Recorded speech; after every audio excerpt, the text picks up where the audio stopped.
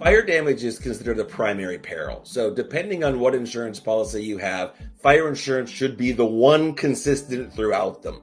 It's very unusual to have any type of property insurance policy, whether it be homeowners, condominium owners, renters, homeowners associations, all of those, without having fire coverage as the primary peril. The only exception would be a specific policy where fire is excluded, and that's because it's being obtained somewhere else. What I tell everyone is if they're at the place where they've evacuated, put the claim in. Whether they know if there's a total loss, a partial loss, smoke damage, whatever it is, put the claim in. Now, people will ask us all the time, well, is this going to come back? I don't know if I want to have any type of claim on my record and things like that. And that's good advice typically. But when it comes to catastrophe losses like this, the insurance industry does not, and this is important, does not rate people based on catastrophe claims. So we don't have to worry about someone coming back to us and saying, oh, you had a fire loss from the Palisades fire, for example. That's not something that's within a consumer's control. So that's not going to be something that's underwritten on an individual basis.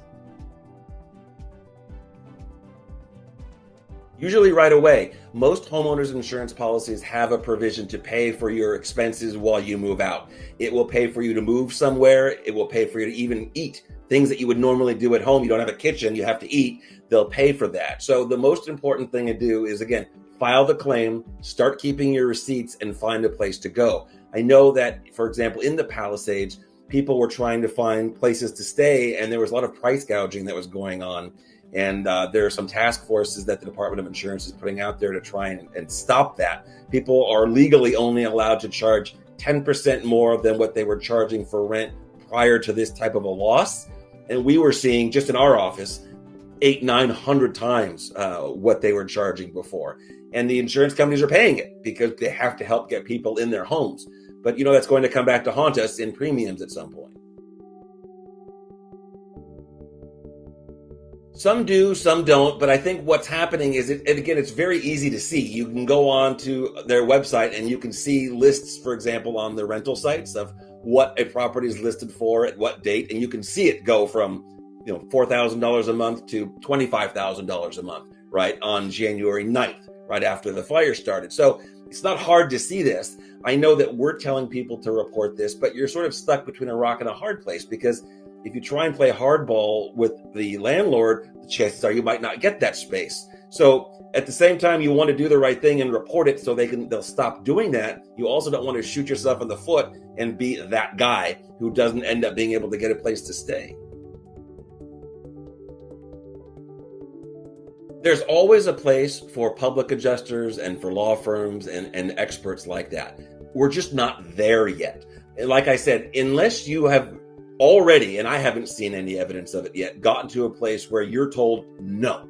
I'm not saying you have an adjuster that might have spoken out of turn or just said something stupid, because look, they're working crazy hours too. They're being brought in from all over the country as well.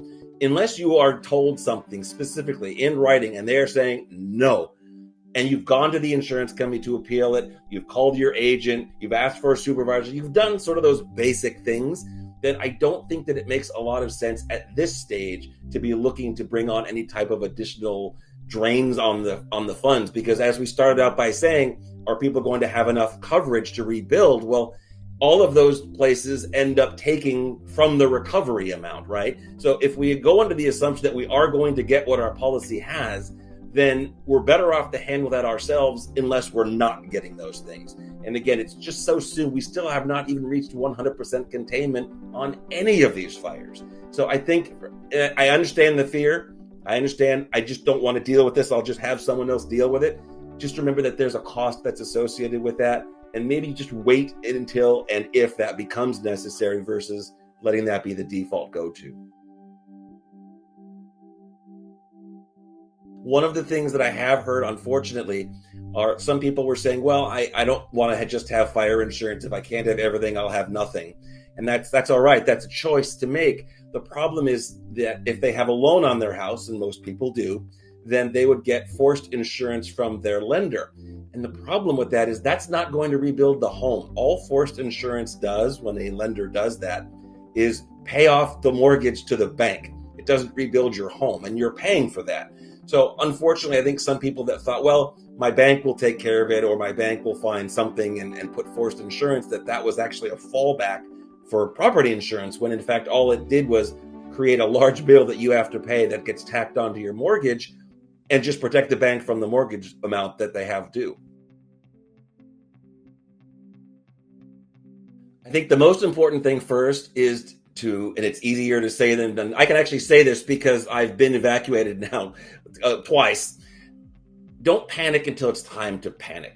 I get a lot of calls from people that are concerned that their carrier won't pay them, or that there won't be enough money, or they're going to have other miscellaneous potential traumas.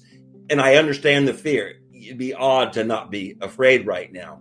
But try to control that, because so far there's no reason to have that level of concern. I haven't seen anything, and again, I'm very involved with the carriers and their involvement in the community. I've talked to legislators to see what their take on this is.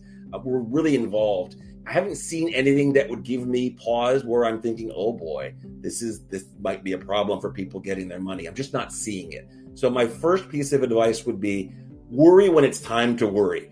And it's not time right now. It might not be, but you don't have to have that level of worry. And number two, and this might not be a huge comfort, but if you do have an insurance policy, now's the go time.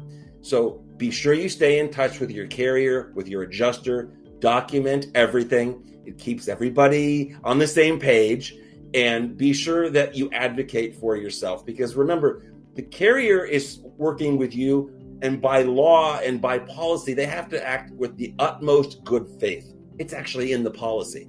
So go under that assumption and not an adversarial form, and work with your company, work with the adjuster, because everybody wants the same thing, and that's to get you back in your home.